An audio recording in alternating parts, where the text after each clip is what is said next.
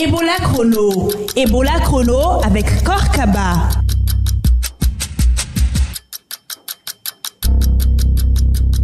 Bienvenue à Ebola Chrono, ici Korkaba, toujours ravi de vous retrouver sur cette émission qui vous donne les dernières informations sur Ebola. Si vous avez des questions sur Ebola, vous pouvez nous appeler ou envoyer un SMS au 624 19 78 64. Hier, nous parlions de la gare routière de Zérékoré. Aujourd'hui, nous nous intéressons aux dispositions prises pour prévenir Ebola dans les gares routières de Conakry. Ce sera après les infos avec Sidibé Kondé.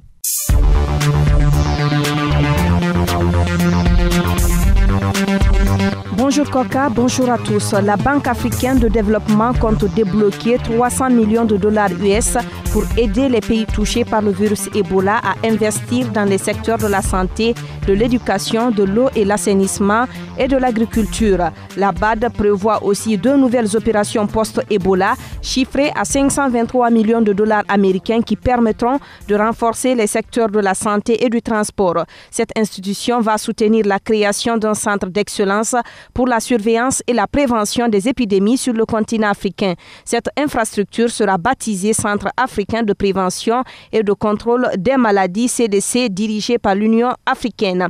Des centres régionaux seront également créés au niveau de chaque pays en vue d'améliorer les systèmes d'alerte précoce, les réglementations et les interventions de santé. Le procès des présumés coupables de l'assassinat de 8 membres d'une mission de sensibilisation sur Ebola en septembre dernier à Womé vient de se terminer. Le verdict a été rendu ce mardi avec des condamnations mais aussi des acquittements. C'est un compte-rendu de Bamomed. C'est dans une salle d'audience archi-comble que les audiences foraines de la Cour d'appel de Kankan se sont déroulées ce mardi 21 avril 2015 à Zérékoré. À la barre, 26 personnes accusées d'assassinat, association de malfaiteurs, coups et blessures volontaires, vol, pillage et destruction d'édifices publics dans la sous-préfecture de Womé. Dans son réquisitoire, le procureur William Fernandez a demandé la peine de mort pour 15 présumés coupables. Après la plaidoirie des avocats, 11 prévenus ont été reconnus coupables de la mort de 8 personnes, dont 7 membres d'une équipe de sensibilisation contre le virus Ebola à Womé. Ils ont été condamnés à perpétuité et au paiement solidaire d'1,5 milliard de francs guinéens pour dommages et intérêts. 15 autres qui étaient aussi poursuivis dans la même affaire ont été acquittés par la cour d'assises de Kankan pour faute de preuves. Dans ce dossier, 42 autres prévenus sont en fuite.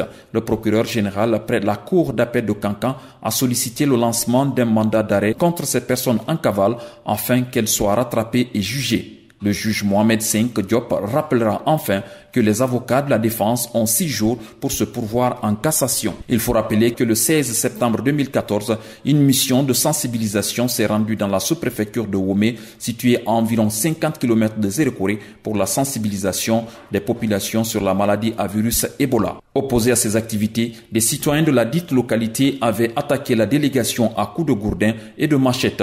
8 personnes, dont 3 journalistes, ont été froidement assassinées. Ba Mohamed, Ebola Chrono, Zérékoré. Aucune activité ne se déroule désormais à Zérékoré sans qu'il n'y ait de sensibilisation contre le virus Ebola. La jeunesse de Dorota a profité ce mardi de la cérémonie de réconciliation nationale organisée par l'ONG Search for Common Ground pour sensibiliser les habitants de cette localité sur cette maladie. Makansu Maoro.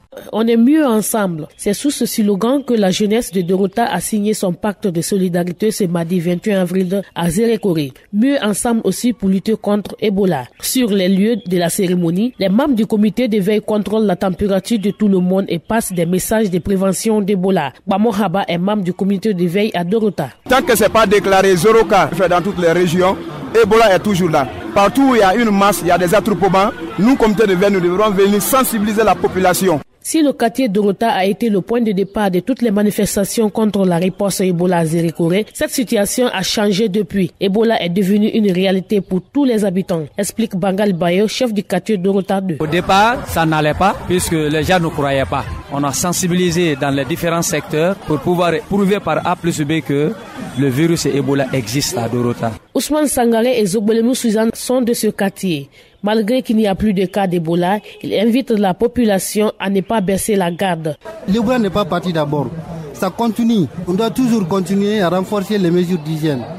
Vraiment, on doit savoir que Ebola existe. C'est d'être unis, combattre Ebola. Pour mémoire, le quartier Dorota est le seul des 22 quartiers de Zérékoré à organiser une résistance aux actions de riposte à Ebola en août dernier, alors que l'épidémie venait d'être déclarée. Mais tout cela n'est désormais qu'un souvenir. Makan Soumaro, Ebola Chrono, Zérékoré. À Kindia, la coordination préfectorale de lutte contre Ebola enregistre des résultats positifs. Les centres de traitement sont en manque ou presque de cas positifs et les contacts sont suivis à la loupe.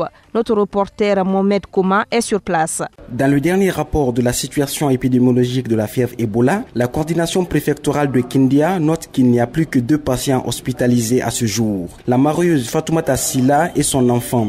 Ils reçoivent des soins au centre de traitement géré par des médecins russes. Le docteur Kemoko Mekini Kamara est le coordinateur préfectoral de Kindia. À Kindia, je dis Dieu merci parce que aujourd'hui, sur le plan épidémiologique, nous avons 114 contacts à suivre et nous avons pu suivre aujourd'hui 114, ce qui fait 100% de suivi.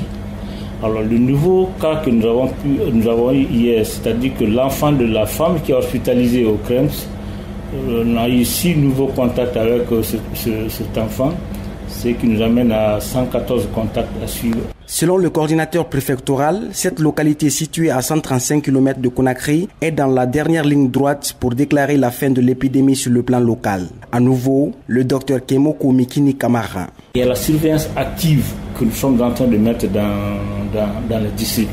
Et c'est ce qui va nous permettre de sortir les derniers cas suspects que nous allons avoir sur le terrain. Grâce à l'apport des partenaires comme l'UNICEF, l'OMS, sont en train de financer encore les jeunes, les mobilisateurs sociaux. Ils sont sur le terrain, ils continuent à faire la sensibilisation.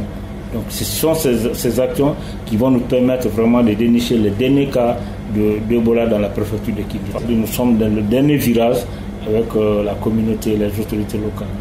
Mohamed Koma, Ebola Chrono, Kindia. C'est tout pour les infos. Ebola Chrono se poursuit avec Korkaba.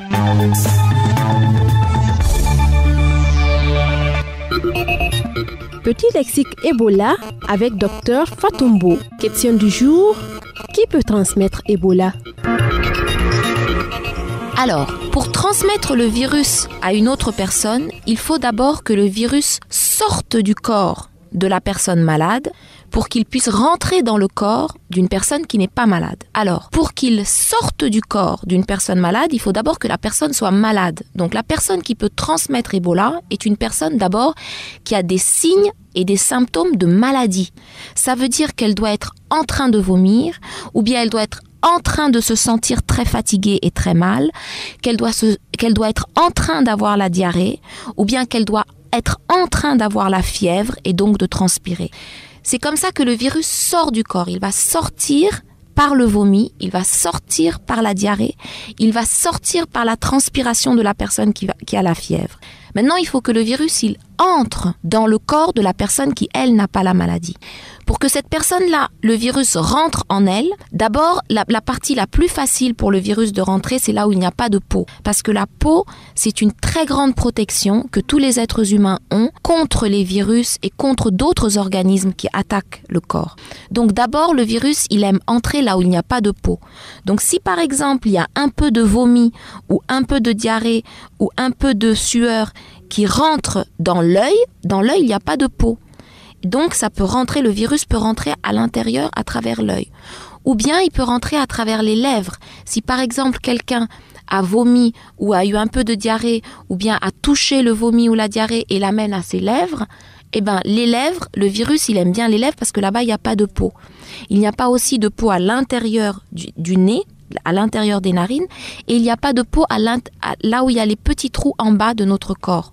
Donc, le virus, pour passer d'une personne à une autre, d'abord, il faut qu'il sorte de la personne qui est malade et qu'il rentre dans l'autre personne. La manière la plus facile de rentrer, c'est là où il n'y a pas de peau. Après, il peut aussi rentrer par la peau. Et il rentre par ce qu'on appelle des micro-lésions. Ça veut dire de toutes petites blessures de la peau qu'on ne voit pas à l'œil nu, qu'on voit avec un microscope. Le virus, là-bas aussi, il peut entrer. Mais il peut aussi entrer dans la peau par des blessures qu'on voit. Par exemple, si on s'est gratté un bouton et qu'on a touché le vomi ou la diarrhée ou les larmes ou la sueur ou l'urine d'une personne qui avait Ebola, eh ben, le virus, il peut rentrer à travers là où on a gratté le bouton parce que là-bas, il n'y a plus la peau intacte. Ça, c'est la transmission du virus d'une personne qui est malade à une personne qui est saine. Mais il y a aussi la transmission du virus d'une personne qui est morte à une personne qui est saine. Le corps d'une personne décédée, c'est un endroit où on peut vraiment attraper le virus Ebola très facilement. Je vous le disais en début d'émission, les gares routières comme les marchés sont des endroits où le risque de propagation du virus Ebola est important. Alexis Collier a fait le tour des principales gares routières de la capitale pour voir les dispositions prises pour prévenir Ebola dans ces lieux fréquentés par des milliers de passagers. Suivez son constat. Tous les jours, des milliers de personnes envahissent les 3 plus grandes gares routières de Conakry, Matam, Madina et Bambeto. À la gare de Madina, où les commerçants embarquent leurs marchandises à destination de l'intérieur du pays et de certains pays voisins de la Guinée comme la Sierra Leone, rien n'est négligé pour prévenir Ebola. Aboubakar Kamara est chef de ligne entre Conakry et Forêt-Carrière. Nous, on a pris des mesures. Si les passagers viennent, aucune personne ne monte dans les véhicules. Quand ils viennent, on les oblige. Ils viennent tous laver leurs mains. On enregistre les noms. On les enregistre parce qu'il ne faut pas que quelqu'un s'échappe. On les flash si on trouve que la température est trop élevée. C'est un élément douté. À Madina, les chauffeurs sont conscients du risque ou du danger qu'ils courent au virus Ebola. Joseph Diaye Ezoué et Amara Traoré sont respectivement chauffeurs entre Conakry et Freetown et chauffeurs entre Conakry et Bofa. On a réduit les passagers qu'on prenait dans la voiture pour mettre un peu d'espace entre les gens. Et puis, qui est malade actuellement? Moi, personnellement, je ne prends pas la personne parce que c'est très risquant. Le syndicat nous fait du bien. Il nous a apporté des kits de lavage de mains pour permettre à nos passagers de se laver les mains à chaque embarquement. Ils nous ont même instruit de ne pas prendre des passagers en route. Nous sommes vraiment d'accord pour ça. Face à l'état d'urgence sanitaire décrété par les autorités, des mesures sont prises à la gare de Madina. À nouveau, Aboubakar Kamara, chef de ligne entre Conakry et Forêt-Carrière. On donne les billets à des passagers qui sont là. On ne prend pas les passagers en route. Il faut nécessairement qu'on prenne les mesures d'hygiène à la gare routière ici. Ils viennent laver les mains, on les flash, après ils montent un à un dans le véhicule. Si quelqu'un est dans le quartier, on ne le prend pas. À la gare de Bambeto, les passagers se lavent les mains. Mais impossible de détecter les malades potentiels puisqu'il n'y a pas de thermoflash. Elhadj Mamadou Yaya Diallo est le secrétaire général de la section syndicale de Bambeto. Il nous manque beaucoup de choses. Nous n'avons pas de thermoflash et nous n'avons pas suffisamment de kits conformément à nos lignes. Il s'agit de multiplier les efforts à chaque embarquement. Le risque de contamination est grand car les passagers sont souvent serrés les uns contre les autres à bord des véhicules de transport en commun. À la gare routière de Matam, absence totale de seaux de lavage des mains et de thermoflash. Les passagers s'en inquiètent. D'habitude, nous voyons des kits dans les lieux publics. Ici, je ne me suis pas lavé les mains parce que je n'ai rien vu. Vraiment, je ne sais pas quoi faire. Les axes de transport routier sont critiques ou névralgiques dans le contrôle de l'épidémie d'Ebola. La surveillance et l'implication des transporteurs routiers est capitale pour faire barrage à l'épidémie. Il faudrait donc que les gares de Matam et Bambeto prennent l'exemple sur celle de Madina pour contrôler les passagers. Alexis Collier, Ebola Chrono, Conakry. Ebola Chrono, c'est tous les matins sur la RTG lors des synergies et des radios rurales et sur YouTube.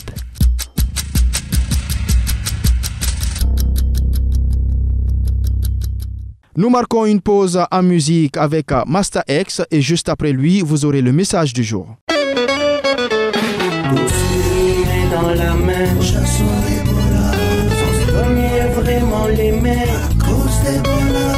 La baïonnette intelligente mène ce combat. Master X et ses amis ne laissent pas les bras.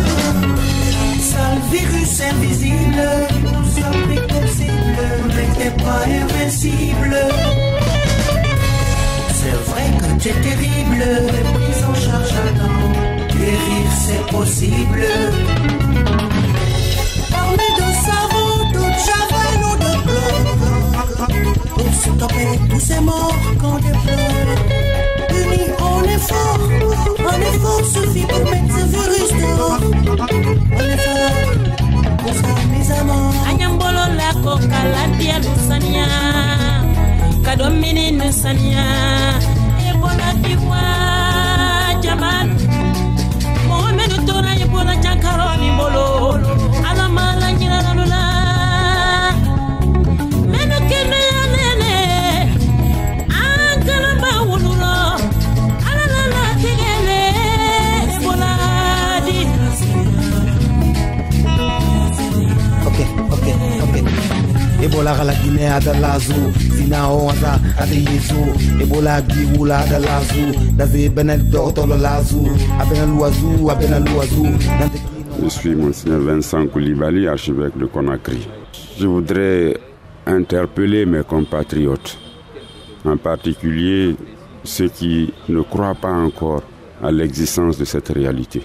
Que, en tant que religieux, je ne peux pas tromper mes compatriotes. L'épidémie existe bel et bien dans notre pays et nous devons accepter les agents de santé chez nous pour qu'ils travaillent et nous aident à vaincre définitivement Ebola.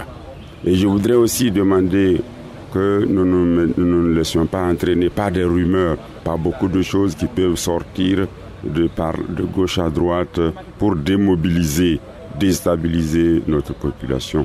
Tournons-nous vers cette maladie, combattons-la. C'est cela le salut de la Guinée. Ebola Chrono, le compte à rebours continue. Pour l'entrevue du jour, j'ai rencontré Angeline Condiano.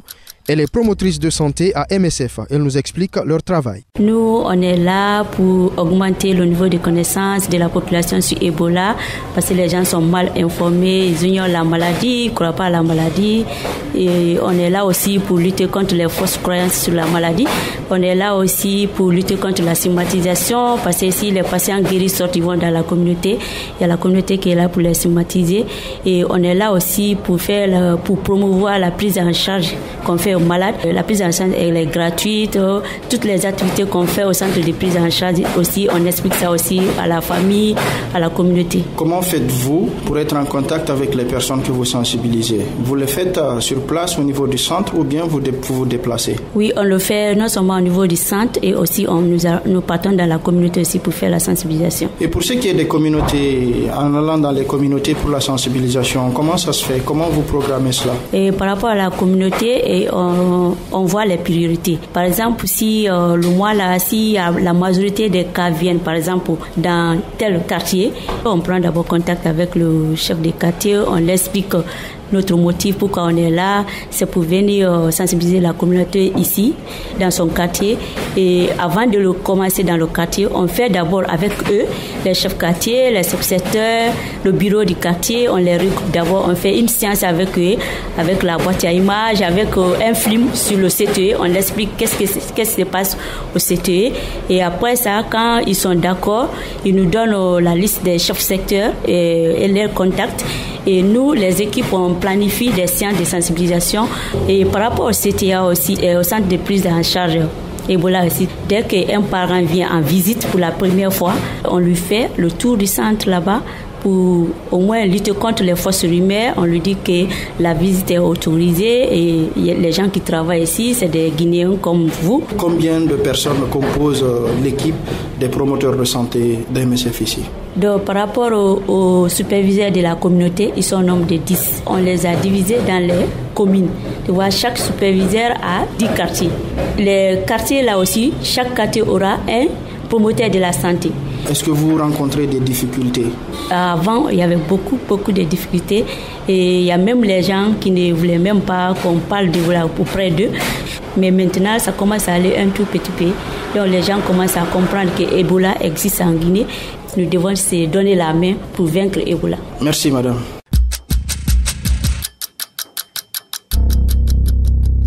Voilà, Ebola Chrono, c'est fini pour aujourd'hui. Continuez toujours à nous envoyer vos questions par SMS ou message vocal au 624 19 78 64. La rédaction en chef est assurée par Afi Wamata, la technique Mamadou Kone et ici au micro Korkaba. Merci à tous pour votre fidélité.